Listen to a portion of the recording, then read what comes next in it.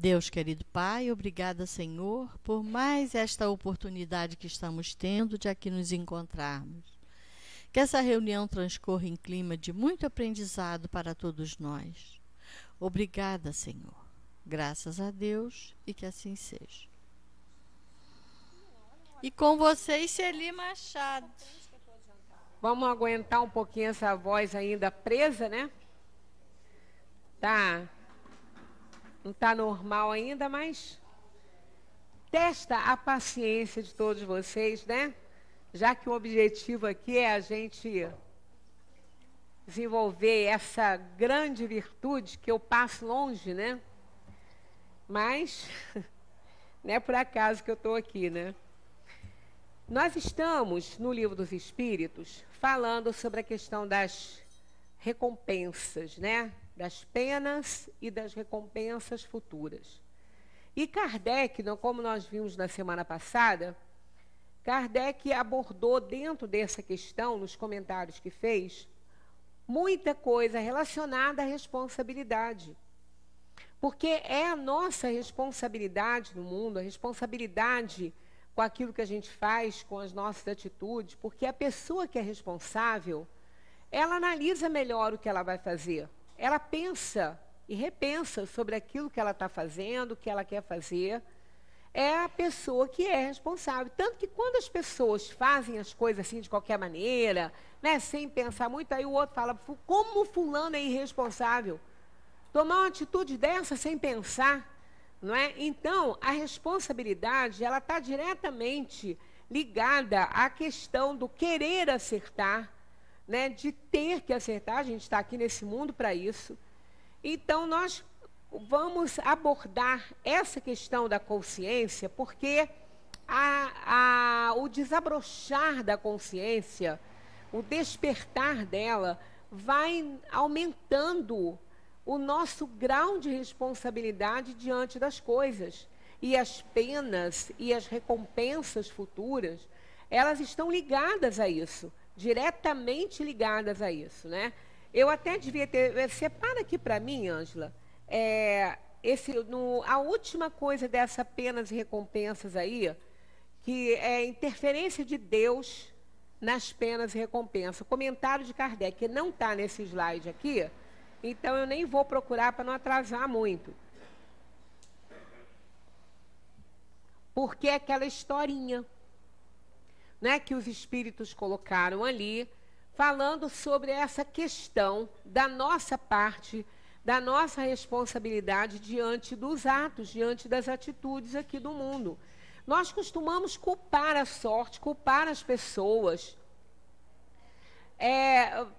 como se elas fossem responsáveis pelas nossas derrotas, né? E, na verdade, nós é que não fazemos a coisa certa, né? Tanto que quando Kardec colocou essa historinha lá, uma coisa tão simples como a gente viu aqui, que é aquele pai que deu ao filho, né, aquele campo para que ele pudesse cultivar. Junto com essa doação, ele deu todas as regras para ele, como que ele devia agir no campo. Ele passou tudo para ele, deu todos os instrumentos necessários para que ele pudesse desenvolver isso. Achou aí? É, isso aí. A historinha é essa aqui, ó. É a intervenção de Deus nas penas.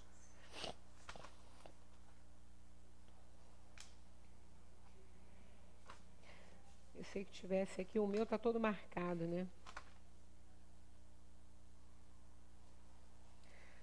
Aqui, ó, um pai, isso estava no slide semana passada, né? Foi a última coisa que a gente até comentou. Um pai dá ao seu filho a educação e a instrução, ou seja, os meios para saber conduzir-se. Cede-lhe um campo para cultivar e lhe diz: eis a regra a seguir e todos os instrumentos necessários para tornar fértil o campo e assegurar a tua existência. Dei-te a instrução para compreenderes essa regra. Se a seguires, o campo produzirá bastante e te proporcionará o repouso na velhice. Se não a seguires, nada produzirá e morrerás de fome. Dito isso, deixa-o agir à sua vontade. Aí Kardec faz um comentário. Não é verdade que o campo produzirá na razão dos cuidados que se dispensar à cultura e que toda negligência redundará em prejuízo da colheita? O filho será, portanto, na velhice, feliz ou infeliz, segundo tenha seguido ou negligenciado a regra traçada pelo pai. Deus é ainda mais previdente, porque nos adverte a cada instante se fazemos o bem ou o mal. Envia-nos espíritos que nos inspiram, mas não os escutamos. Há ainda outra diferença, e é que Deus dá ao homem um recurso por meio das novas existências para reparar os seus erros do passado, ao passo que o filho de que falamos não o terá, se empregar mal o seu tempo. Então, isso vem a exigir de nós muita responsabilidade nas nossas atitudes, porque nós temos as coisas, tudo nos é oferecido quando não está sendo impedido pela escolha que tivermos feito das nossas provações e expiações. Que muitas vezes o espírito, ao fazer escolhas, ele escolhe algo que, aos olhos do mundo, seria um erro, né? Ele escolhe, muitas vezes, não ter tantas oportunidades para poder dar conta do seu resgate. E ele tem que provar que ele já está mais resiliente diante da dor. Mas, normalmente, quando não é feita essa escolha assim, Deus nos oferece todas as condições, e para esse irmão também, de forma diferente, para que a gente possa dar certo. Senão, o mergulho na carne seria um mergulho cego e com uma grande probabilidade da gente se derrotar. Então, não é dessa maneira, né? Então, Deus nos dá todas as oportunidades, mas a gente negligencia. A gente não ouve a opinião, a intuição que a gente tem de como agir direitinho. Nós, muitas vezes, não ouvimos a nossa consciência. Nem questionamos, o que é pior, né? Porque muitas vezes a gente não quer nem saber o que ela vai nos dizer. E é exatamente ela que vai nos ajudar a trabalhar direitinho na tarefa que a gente tem que produzir, associada, logicamente, à responsabilidade. Então, aquela pessoa que é irresponsável, ela não faz as coisas direito e depois culpa o mundo. Aí, ao desencarnar, ela vai enfrentar as penalidades. Tem que enfrentar. Né? No capítulo passado, na reunião passada, a gente viu a necessidade. Por quê?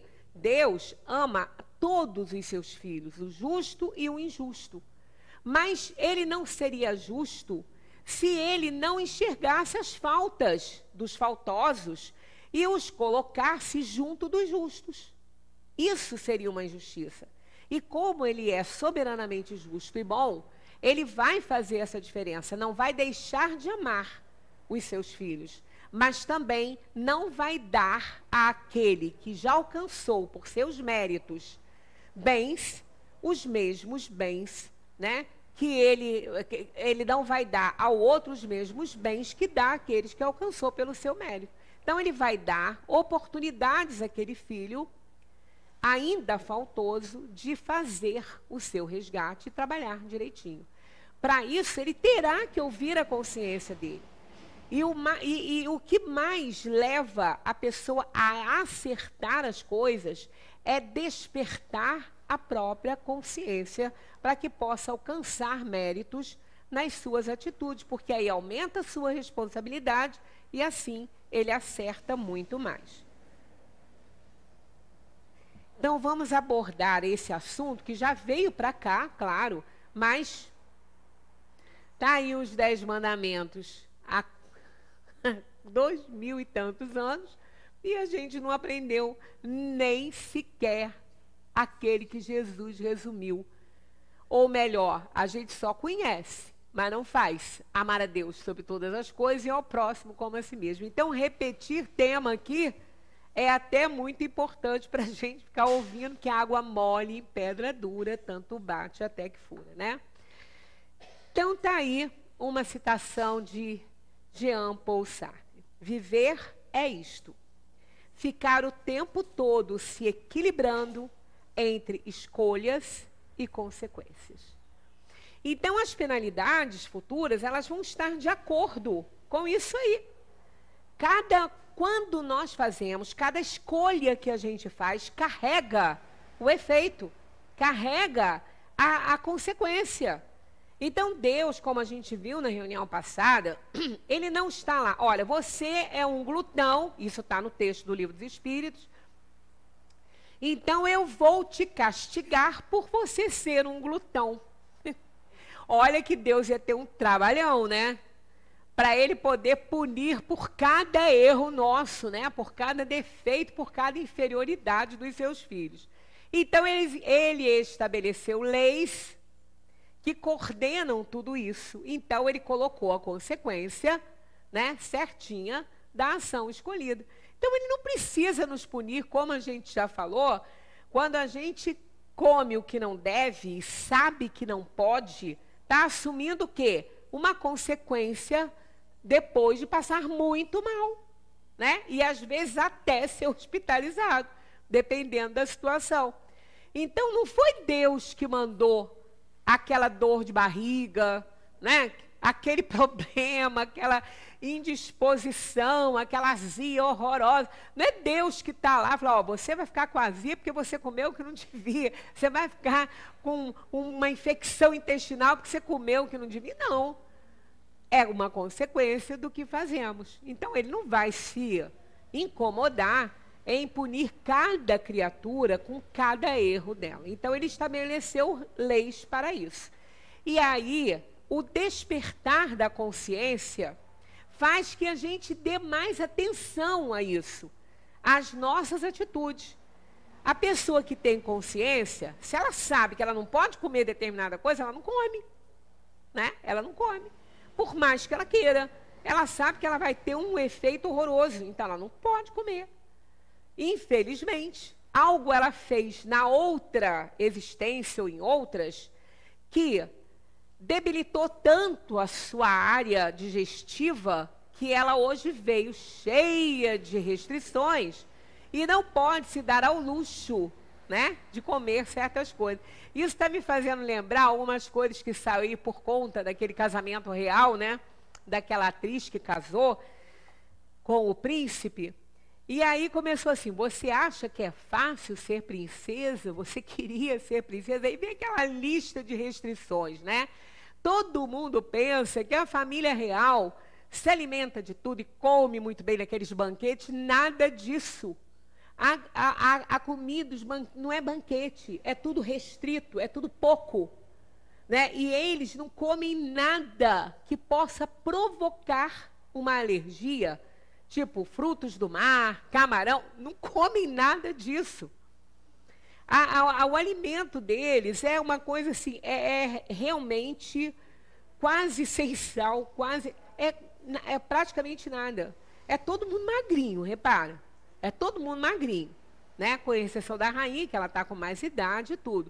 Mas é todo mundo magrinho, todo mundo, né, fininho. Há até uma coisa que eu não sei se é verdade, que quando a rainha para de comer, todo mundo tem que parar também. Eu não sei se é, mas... Dizem isso, né? Todo mundo é magérrimo ali, né? Pois é. Então, não é fácil, não. Tudo tem um preço altíssimo a pagar, né? Então, nós viemos para esse mundo aqui com resgates, isso é a certeza, com resgates a fazer, provações e expiações a cumprir. Então, a gente precisa aí, ó, despertar a consciência para a gente dar certo. Não é coerente que cada um de nós trabalhe para alcançar a própria felicidade? Isso é lógico, né? Eu não posso trabalhar para outra pessoa alcançar a felicidade, porque cada um sabe o que quer, né? Não é lógico que devemos nos responsabilizar apenas por nossos atos. Ó, isso quer dizer o quê? Que a gente não tem que ficar tomando conta da vida de ninguém, porque a gente tem que tomar da nossa vida. Já é um trabalhão tomar conta da própria vida, né? Principalmente quando a gente está obedecendo o despertar da consciência, que a gente acha tanta coisa, que a gente fala, não vou dar conta, né? De tanta coisa que tem que consertar. Não nos afirma a sabedoria do Evangelho que seríamos conhecidos exclusivamente, olha aqui o advérbio importante aqui, ó, exclusivamente pelas nossas obras? Pois é. A sabedoria do Evangelho não diz, né, que a gente vai ser conhecido pelas obras alheias. Nós vamos ser conhecidos pelas nossas obras. Para tudo isso aí, a gente tem que dar ouvidos, ter olhos de ver e ouvidos de ouvir a consciência, né? Não está girando? Então vamos aqui mesmo. Vou pegar aqui que é mais fácil.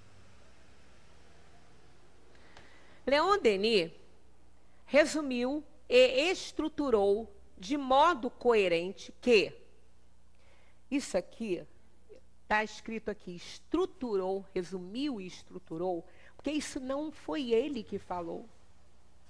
Há livros que trazem, que Leon Denis escreveu, ele estruturou, ele resumiu uma filosofia que já existia do tempo dos druidas, onde viveu Kardec, numa das suas encarnações. Então, isso aqui não é de autoria de Leon Denis. Ele resumiu toda aquela filosofia, estruturou esse textinho aí, só que não é dele, tá? A alma dorme no mineral, sonha no vegetal, agita-se no animal e desperta no homem, que é o que a gente conhece, mas vai mais além e, por fim, atinge vasta habilidade intuitiva na fase angelical, dando prosseguimento a seu processo evolutivo pelo universo infinito.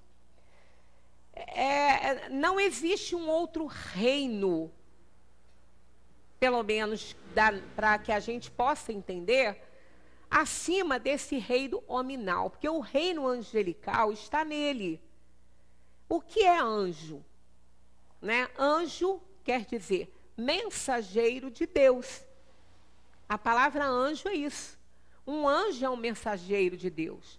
E para ser mensageiro de Deus, tem que já ter uma capacidade espiritual grande para entender um pouquinho da sua lei, para que possa transmitir isso aí.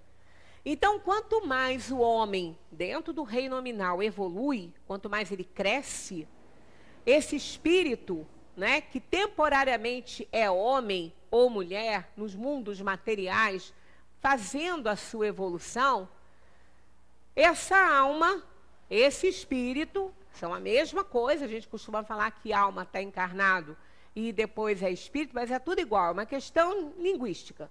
Alma porque anima, tem um corpo que anima, né? Então a gente fala, o homem em si, que reúne aqueles aspectos de o espírito, né? Os três, espírito, perispírito e corpo, isso é o homem que morre, né? Uma vez só, está lá na Bíblia, é verdade, o homem não morre duas vezes, né?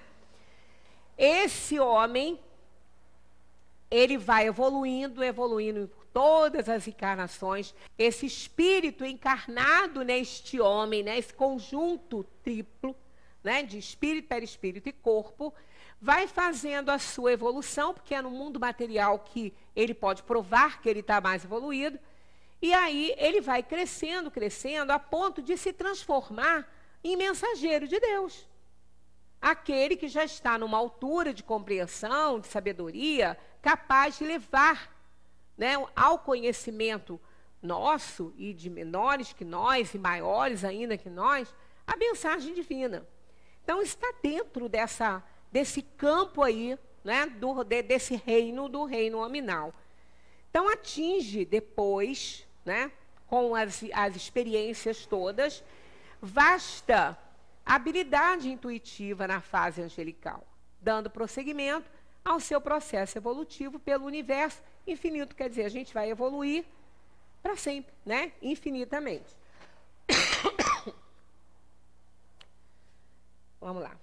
A alma desperta gradativamente para a maior de todas as responsabilidades, aquela que temos para com nós mesmos.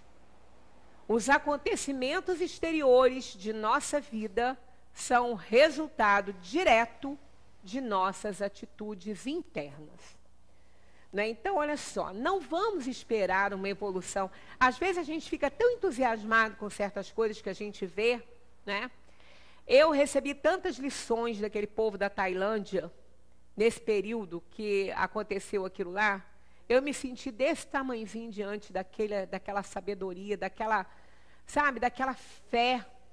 Nossa, que fé, que respeito ao próximo, né? Eu fiquei emocionada por cada coisa que eu lia. Olha, a gente não via desespero, a gente não via protesto, a gente não via reclamações, né? Palavras de injúria para os outros, nada disso. Talvez da nossa sociedade, primeira coisa, aquela criatura, aquele técnico estaria morto já, né? Se dependesse das vibrações nossas, né? Com os nossos filhos. A que ele foi fazer isso? Que irresponsável. Pelo contrário, eles estavam enormemente gratos àquela pessoa, que foi por conta dele que eles conseguiram, claro que é acima de Deus, não, mas assim, Deus quis, e ele usou toda a sua sabedoria de monge para acalmar, para tranquilizar, para elevar a fé e a confiança que eles seriam libertados. E aqueles pais ali, todos eles recebendo aquele carinho de todos, né? Aquela solidariedade, nenhum demonstrando tristeza, todos eles preocupação, claro, eram seus filhos que estavam lá, mas com a certeza de que ia dar certo, né? E o mais importante, ninguém, quando saíam, eu achei isso interessantíssimo, quando saíam, aqui iam avançar em cima para ver quem é que estava saindo, né? Saía, ninguém ficava sabendo qual era a criança. Os pais estavam ali, mas não sabia se era o seu filho que estava saindo ou o filho de outro. Por quê? Para que aquele que soubesse que o filho já estava salvo, ficasse tão feliz, que é natural, e o outro chorasse muito porque não era o dele.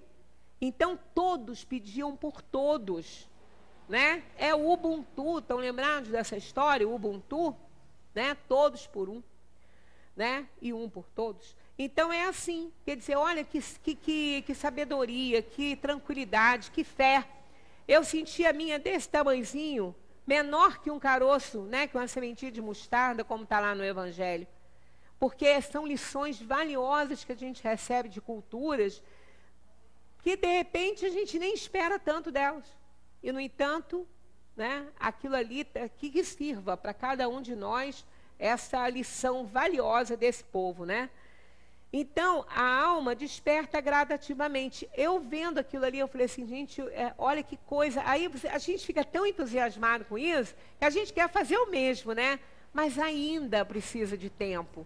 Porque não é como um apagar e acender de luz que a gente vai mudar. Aos pouquinhos a gente vai vendo, vai desenvolvendo, vai despertando a consciência, vai aumentando as nossas convicções naquilo que a gente crê, naquilo que a gente acredita. E é assim, é gradativo, não acontece de repente. Ninguém vai se iluminar de repente. Só um ambiente se ilumina artificialmente de repente quando acende uma luz. Mas aqui é uma questão de luz espiritual, não é? Não é uma luz artificial. Aquela que temos para com nós mesmos, né? Essas responsabilidades, isso é muito importante. Que é isso que a gente tem que pensar. É a responsabilidade com os nossos atos. Porque a gente não vai responder pelo que os outros fizerem. Nós vamos responder pelo que nós estamos fazendo. Os acontecimentos exteriores de nossa vida são o resultado direto das nossas atitudes internas. Então não podemos reclamar depois das penas futuras. Vamos tê-las, todas que merecermos. Todas que estiverem como consequência da má escolha que fizermos com o nosso livre-arbítrio. Então, a gente não pode reclamar. É como aquele que recebeu lá aquele campo. Se ele não seguir as regras, se ele não fizer o que tem que fazer, se ele não utilizar os utensílios adequados, ele não vai ter sucesso no seu plantio. E vai culpar quem? O pai? Não, ele deu tudo. Ele tem que culpar a si mesmo de não ter seguido essas regras. Ora, regras são para ser seguidas, e infelizmente a gente precisa delas, porque nós somos ainda muito inferiores. É como regra de trânsito, né? Não adianta, a gente não segue. Só se puser um pardal lá, que vai doer no bolso, aí a gente passa devagar, porque vai doer no bolso. Porque se não doesse também, ia passar, né? Porque a gente não é dado a regras, a seguir regras. As pessoas disciplinadas seguem regras. Quem não é disciplinado não segue regra. E nós não somos, né? O Ocidente, de uma maneira geral, né? Mas, né? A América do Sul, né? É difícil seguir regra. Nossa vida, não sei nem se é por conta do clima tropical, sei o que é, mas a gente não consegue. Tanto que estabelecer regras dentro da nossa casa é difícil. Como é complicado estabelecer regras com as crianças. Que trabalho que dá. Eu já tinha esquecido, né? Porque já tinha tanto tempo. Agora que eu estou vendo com as pequenas lá, é que eu estou vendo que como os pais estão penando para que elas sigam regras. Tem que ter pulso, senão não segue não. Não querem nem saber, né? Então, é isso, é falta realmente de uma autoridade amorosa, né? Que não adianta aquela autoridade fazer que os outros tenham medo da gente. Pais precisam ser líderes dos seus filhos, né? E não senhores que determinam as coisas para eles fazerem. Não é assim. Tem que ir mostrando. É um trabalho muito grande, mas vale a pena. Não resta dúvida. Na questão 852, Kardec pergunta: há pessoas que parecem perseguidas por uma fatalidade, independentemente de sua maneira de agir. A desgraça está no seu destino? Olha, primeiro que destino é uma coisa que a gente precisa entender e não é desgraça como a gente imagina, né? São, talvez, eles dizem, provas que devem sofrer, que aquelas mesmas escolheram. É aquele caso que eu contei antes, né? Que às vezes o espírito faz uma escolha dele não receber tantas oportunidades, dele enfrentar muitas dificuldades para ele poder resgatar o seu passado. Ele fez essa escolha, tamanho é o comprometimento que ele tem com Deus, com a vida, com ele mesmo. Então, muitas vezes escolhe provas complicadas, mas que eles podem vencer. Ainda uma vez, levais a conta do destino, o que é quase sempre a consequência de sua própria falta. Em meio dos males que te afligem, cuida que a tua consciência esteja pura e te sentirás mais ou menos consolado. É aquela sensação do dever cumprido mesmo diante da derrota. A pessoa que é derrotada de alguma forma, né, seja ela qual for, mas que tenha certeza que cumpriu sua parte, o seu dever, dá uma paz interior. Porque ela tem aquele descanso, ela fala assim, eu fiz o que tinha que fazer, né? Eu fiz o que devia fazer. Então, eu estou tranquilo. Não deu muito certo, mas eu fiz o que tinha que ser feito. Aí, pô, faz parte, então, da sua aprovação passar por mais esse problema. Então, aquela certeza do dever cumprido, de ter feito tudo o que podia, dá paz. Mas quando a pessoa sabe que não fez, aí complica. Aí ela se sente muito mal. Ela se cobra. Por quê? Mas isso é bom, é muito bom. Porque ela está despertando a consciência. Ao contrário daquele que nem enxerga que não fez o que devia. Nem sabe que não fez. Ah, eu fiz tudo. Não sabe nem que não fez. E se alguém falar, ele ainda vira inimigo. Esse está com a consciência totalmente embotada. Então, aquele que sofre porque ele não fez o que devia, ele já está mais à frente, ele vai sofrer. Mas ele sabe, ele está com ela acordando, está despertando. Aí ele vai cuidar para que a sua próxima atividade seja muito diferente. Muito mais importante do que foi a outra, no sentido dele trabalhar melhor aquela situação que ele precisa, né, de fazer. Kardec comenta: as ideias justas ou falsas que fazemos das coisas nos levam a vencer ou fracassar, segundo o nosso caráter e a nossa posição social. Achamos mais simples e menos humilhante para o nosso amor próprio atribuir os nossos fracassos à sorte ou ao nosso destino do que a nós mesmos. Se a influência dos espíritos contribui algumas vezes para isso, podemos sempre nos subtrair a elas, repelindo as ideias más que nos foram sugeridas.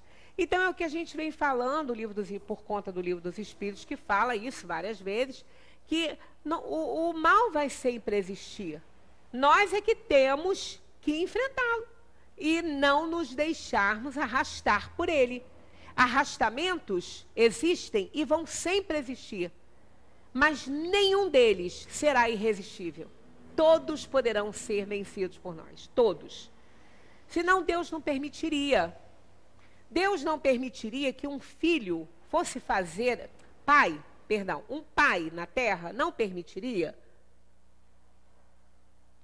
que uma criança, né, que está num parquinho, fosse para um brinquedo que ela não ia conseguir vencer aquilo ali, ela ia se machucar. Ele não ia permitir. Então, é um desafio, né? É um desafio para aquela criança que está ali, que está morrendo de medo de fazer aquilo. É um desafio. Ela é arrastada para aquele desafio. Mas ela é livre para escolher se ela quer enfrentar ou não.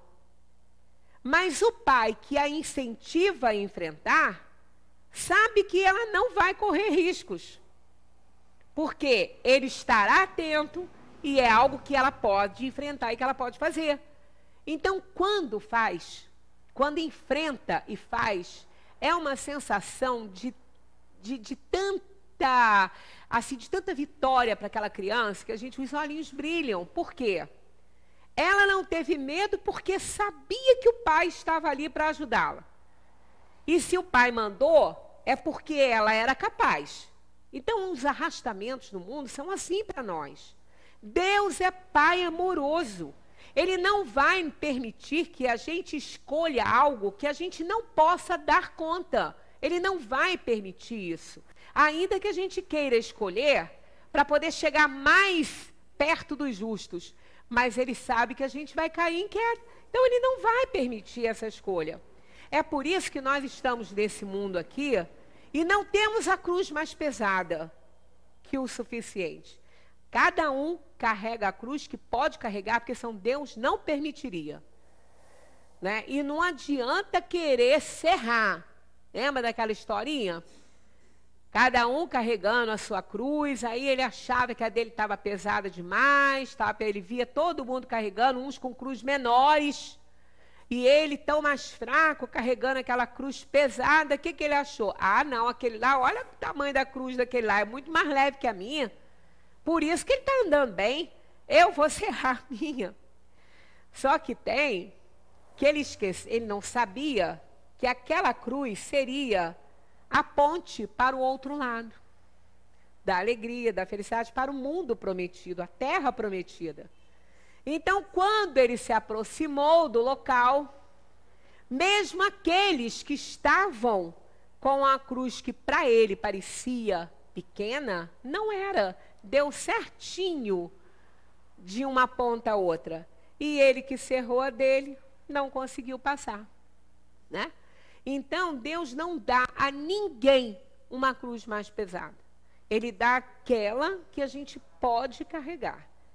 Então, a gente tem que ter essa certeza que a gente pode vencer as nossas dificuldades sempre, né? Então, a gente tem que enfrentar. Não dar ouvidos àquelas intuições ruins que podem ser, né? Que provavelmente são de espíritos inferiores, e atender mais ao nosso anjo da guarda, nosso espírito protetor, que é um luxo isso, né?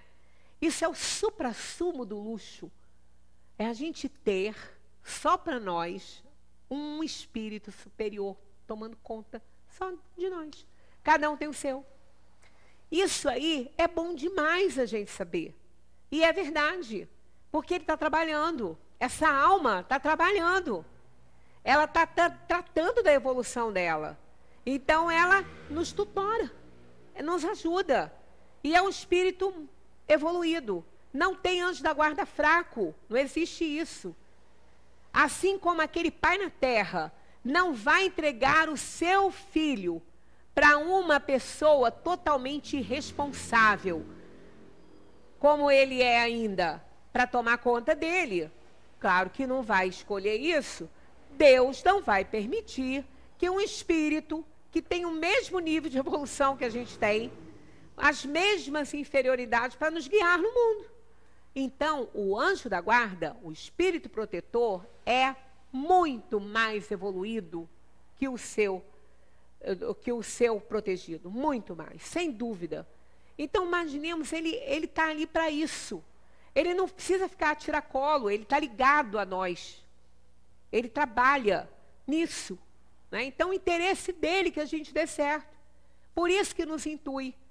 Ah, mas ele se afasta, ele não se afasta. Ele, às vezes, deixa, como a gente já passou por esse capítulo, que o mal aconteça para que a gente enfrente aquilo ali, porque a gente não ouviu os conselhos. Não é vingancinha, não.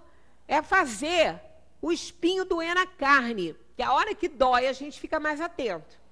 Aí começa a querer cuidar mais das próprias escolhas. Nossa existência se faz através de um processo interminável de escolhas sucessivas.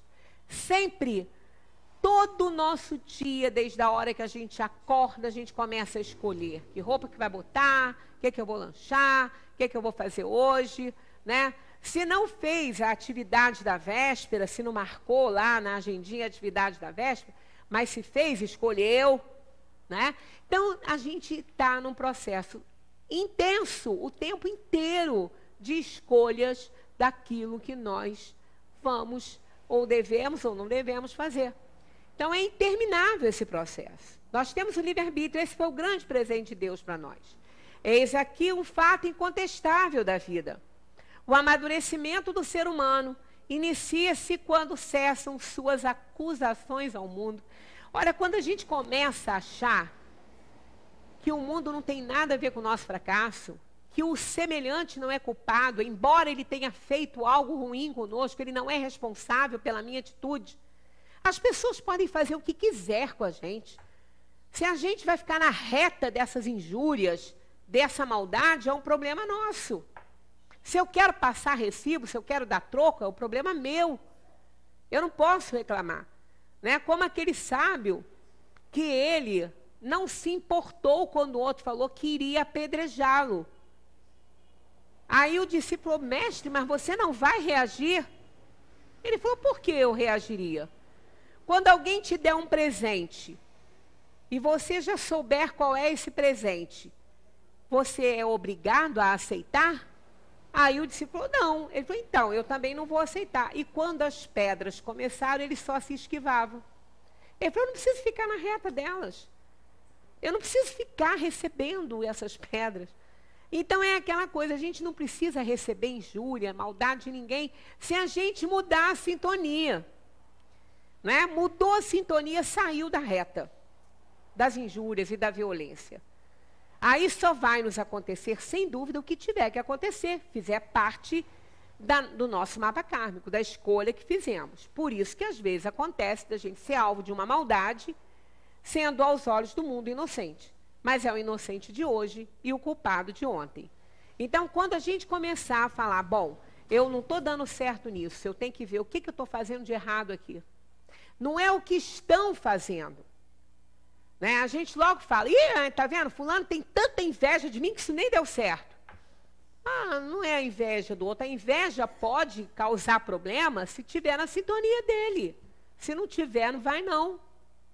Vai voltar para ele. Porque é uma questão física. Ele emite matéria mental, quando ele tem inveja, para cima do outro. Matéria dele. Vai voltar, é pensamento. Pensamento é a matéria que volta. Aí, chegando no alvo, não encontra receptividade, porque não está na sintonia, vai voltar para ele. Simples assim. Então, se não fosse dessa forma, como nós poderíamos nos defender das pessoas que nos querem mal, né? Não poderíamos. Então, Deus colocou também essa força em nós. Muda a sintonia. Não vai ser alcançado por absolutamente nada, né? Bem, quando a gente, então, deixar de culpar o outro, a gente consegue. É necessário, sem dúvida, estabelecer limites. Limites que são o portal dos bons relacionamentos. Tem como objetivo o quê? Tornar-nos firmes e conscientes de nós mesmos, a fim de sermos capazes de nos aproximar dos outros, sem sufocá-los ou desrespeitá-los. Aquela pessoa que não impõe limites na sua vida, nos seus relacionamentos, sejam eles quais forem, familiares, de trabalho, de amizade, relações, né, conjugais, maternais, paternais, quem não põe limite, sofre. É um direito que a gente tem de impor limites para que a gente não precise desrespeitar o outro. Ser responsável implica ter a determinação para responder pelas consequências das atitudes adotadas. Olha que interessante isso aqui, tá vendo? Ser responsável implica ter a determinação para responder pelas consequências das atitudes adotadas. Isso é que é responsabilidade. Isso é que é ter consciência desperta. Ser capaz de responder pelos efeitos nocivos da sua própria ação. Ninguém tem culpa disso. Né? Mário Quintana fala, o pior de tudo, quando as coisas não estão dando certo na nossa vida, é que ninguém tem culpa disso. A gente não pode culpar ninguém, porque somos os únicos responsáveis por isso. Porque as nossas ações, nós o que fazemos? Ah, mas fulano me levou a isso. Ele pode ter até levado, mas não empurrou você no abismo. Ele levou você até a beira. Você pulou porque quis. E é verdade. São aqueles arrastamentos que não são irresistíveis, né?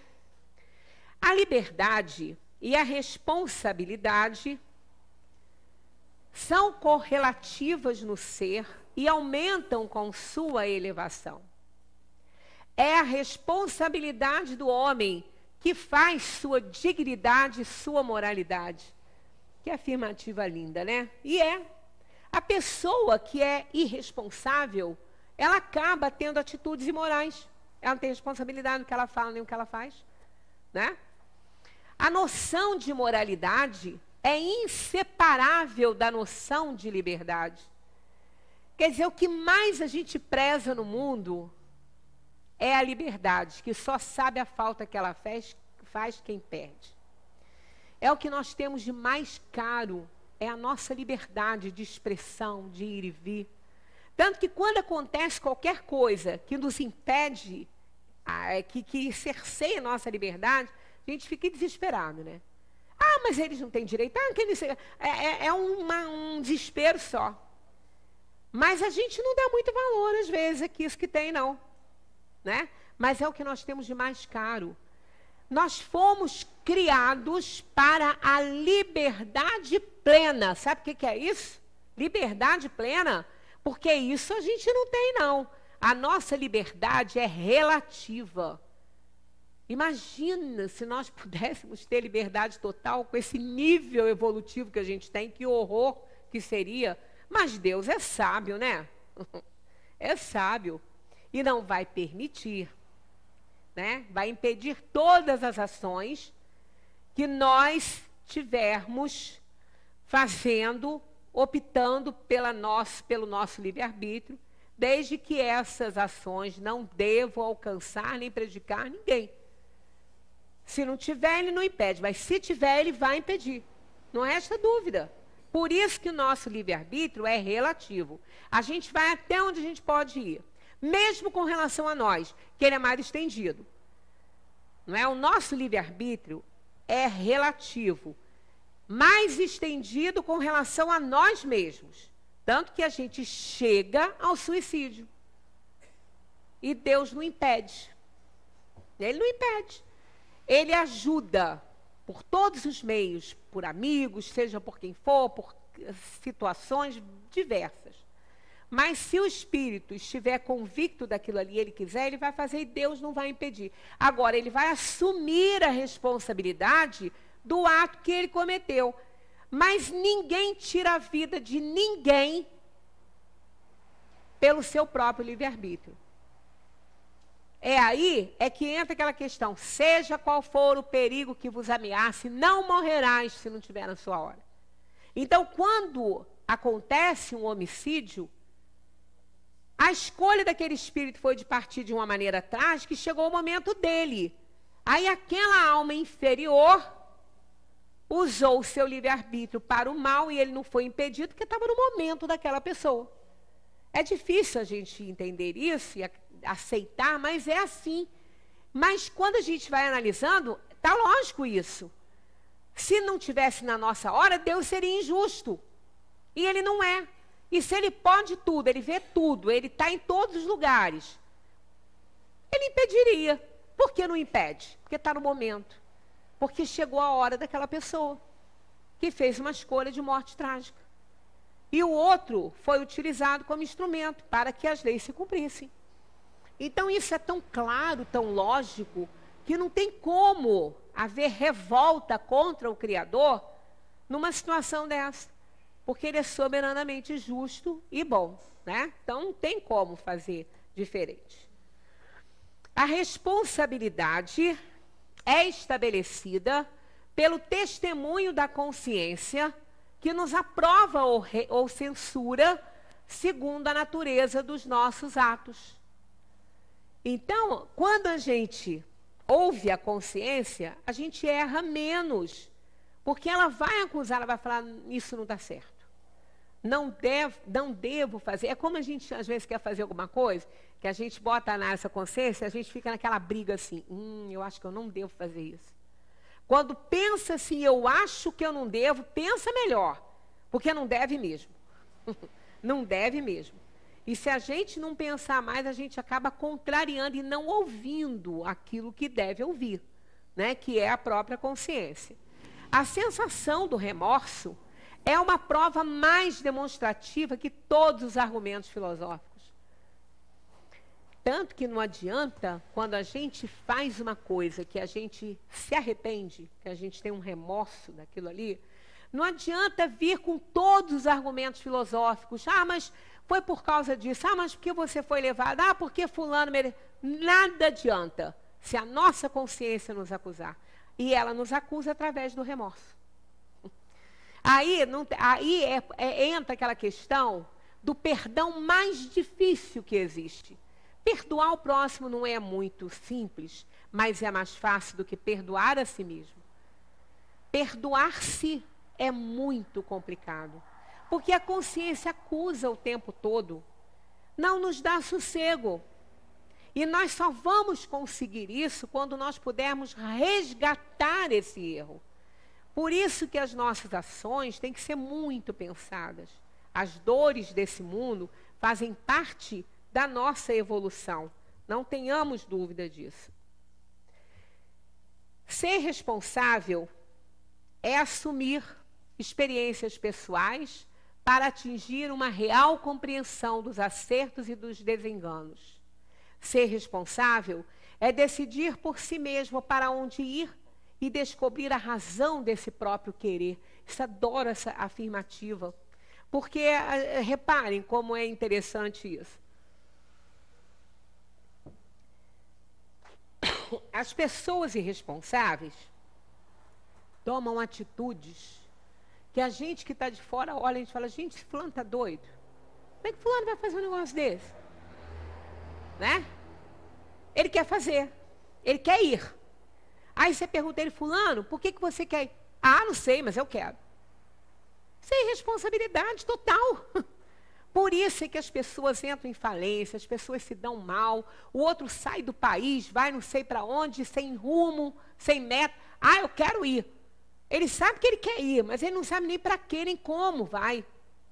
Isso é irresponsabilidade total. Aí não dá certo, reclama, bota a culpa, sei lá na onde, a quem. Não, é a pessoa que é irresponsável. Não é? Isso é fato. Ser responsável é decidir por si mesmo para onde quer ir, descobrir a razão desse querer. Por que eu quero isso? Por que eu quero ir para aqui? Por que eu quero ir para lá? Por que eu quero ficar aqui? São propósitos de vida. Ninguém dá certo sem definir propósito de vida. Vai entrar em queda. Se eu não estabeleço, se eu não analiso, se eu não faço, se eu não crio para mim um propósito de vida, eu não tenho nada. Eu estou perdido, eu vou para lá, eu vou para cá, não sei para onde, nem porquê, nem se quero. Né? Está errado isso. Então, a gente não pode, depois, quando for penalizado aqui ou no além, reclamar. Porque a gente está agindo de maneira irresponsável, feito uma criança. Quando selecionamos um determinado comportamento, cujo resultado é possível prever, estamos também escolhendo esse mesmo resultado. E, obviamente, devemos aceitar as responsabilidades de tal fato. Tudo que falamos, né? Respondemos por tudo o que experimentamos em nós mesmos. Enfim, criamos nossa própria realidade. Nós criamos o nosso mundo, nós criamos a nossa vida, nós criamos o nosso destino, a gente que cria. Ninguém faz isso por nós é que temos que fazer. Na 860, a gente já passou por ela várias vezes, pode o homem, pela sua vontade, pelos seus atos, fazer que não se deem acontecimentos que deveriam verificar-se e vice-versa? Pode. Se essa aparente mudança na ordem dos fatos tiver cabimento na sequência de vida que escolheu. Está vendo? Não é mudar pura e simplesmente. Tem que estar na sequência de vida que escolheu, senão não vai poder. Aí qualquer coisa que a gente faça, vamos ter que responder por isso. Né? Acresce que, para fazer o bem, como lhe cumpre, pois que isso constitui o único objetivo da vida. É esse aí, ó, o único objetivo da vida é fazer o bem. Né? Facultado-lhe é impedir o mal, sobretudo aquele que possa concorrer para a produção de um mal maior. Então, para tudo isso, a gente tem que estar ouvindo a nossa consciência. O indivíduo que não aceita a responsabilidade por seus atos e constantemente cria álibis e recorre a dissimulações culpando os outros é um indivíduo imaturo. O plano de instrução nos oferecerá o quê? A aprendizagem consciente e a aprendizagem inconsciente. A consciente, aquela que estamos prontos para agir e resolver as coisas de forma atuante e voluntária. A gente deseja, a gente quer, busca, né? E a aprendizagem consciente é aquela daqueles que ficam ali sem nada, ó. Aquela que entrará em vigor automaticamente quando desprezamos conscientemente a compreensão do nosso roteiro de instrução.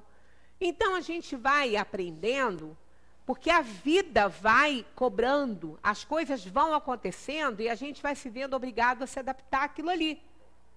Né? Mas, na verdade, nós não estamos buscando essa melhora. Acontece porque a vida força. Aí as coisas podem complicar para nós, né? O sofrimento sempre entra em ação quando não aprendemos espontaneamente. Sempre. Os resultados são sempre nocivos. Quem não aprende pelo amor, aprende pela dor. Isso é fato. Então, as penalidades vão acontecer. Se a gente não aprendeu a agir com responsabilidade, nós vamos aprender pela dor. Não tenhamos dúvidas disso. A lei divina nos dá o livre-arbítrio para escolhermos e concretizarmos nosso programa de aprendizagem. Ou seja, livre opção para elegermos o caminho a ser percorrido para expandirmos a nossa consciência. É só precisamos disso, expandir a consciência. E a lei divina nos dá esse livre-arbítrio para a gente fazer isso. Basta a gente agir de acordo, obedecendo às regras, não só do universo, quanto às nossas, que a gente estabelece. Nós precisamos de estabelecer regras para a gente também. Da mesma maneira que temos que estabelecer limites nos relacionamentos, temos que estabelecer regras para as nossas atitudes, para exercer o nosso livre-arbítrio. Do contrário, faremos bobagem. Paulo, em carta aos Efésios, no capítulo 5, versículo 14 a 17, escreveu: Desperta, ó tu que dormes, levanta-te dentre os mortos e Cristo te iluminará. Portanto, andai prudentemente, não como nécios, mas como sábios, usando bem cada oportunidade, porquanto os dias são maus. Por isso, não sejais insensatos, mas entendei qual seja a vontade do Senhor. Lindo isso aqui também, né? Na carta de Paulo. E isso aí, realmente, a gente está dormindo. E a gente, nécios, são aquelas pessoas irresponsáveis, que vão andando.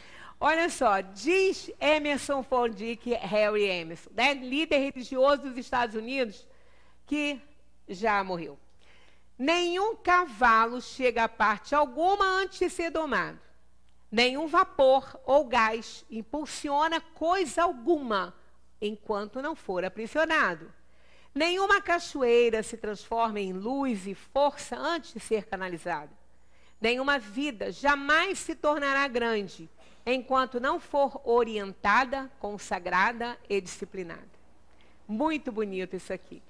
Tinha um videozinho aqui que o Abel botou aqui para mim, mas eu realmente não me lembro o nome, que inclusive ele me deu esse nome, né? Ele me deu. Só que eu não lembro qual foi. Então, infelizmente vai ficar, eu vou pedir para ele colocar de novo esse nomezinho. Isso aqui, esse aqui não está funcionando não, esse mouse aqui. Eu vou pedir para ele colocar de novo. Aí na semana que vem eu coloco. É muito interessante que a gente vai vendo que a dor e o sofrimento fazem parte para que a gente consiga alcançar liberdade, não é? Não foi fácil, aliás, não é. A gente já viu várias reportagens sobre isso dentro da biologia. Que não quer sair. E não é... Você quer ficar, né? Então fica. Que a borboleta, ela não pode ser auxiliada para sair do casulo. Senão ela não voa. Né? Ela precisa fortalecer as asas. Então, o videozinho é muito interessante. Eu trago da próxima semana, começo com ele aqui, porque está dentro do tema que a gente está usando. E é interessante, a música é uma música de Mozart. Eu amo Mozart, então eu gosto inclusive dessa, mas ela é assim meio lamentosa, né? Que é lacrimosa de Mozart. Ela é um pouquinho deprê, mas faz parte daquele vídeo. Porque os biólogos sempre falam, quando a gente ajuda, ela não fortalece o que tem que fortalecer nas suas asas. E ela nunca vai voar, ela vai sair, mas ela não vai conseguir voar. Então, o tempo que ela passa dentro daquele casulo, a lagarta sofre ali dentro. E aí é o Diário de uma Lagarta, o nome do videozinho. Ela sofre o tempo que ela está no casulo. Depois ela sofre muito para alcançar a liberdade. porque ela precisa de um esforço imenso para ela sair dali. Aí ela sai, ela começa a fazer uns exercícios com a asa e ela alcança a liberdade e o voo que tanto ela deseja. Isso somos nós aqui no mundo. Nós somos aquela lagartinha ali. A gente está na provação, a gente está na expiação, a gente está na dor, mas tudo isso é necessário para que a gente possa alçar voo e alcançar a liberdade plena para a qual fomos criados. Semana que vem eu começo com esse vídeo. Muita paz para todos.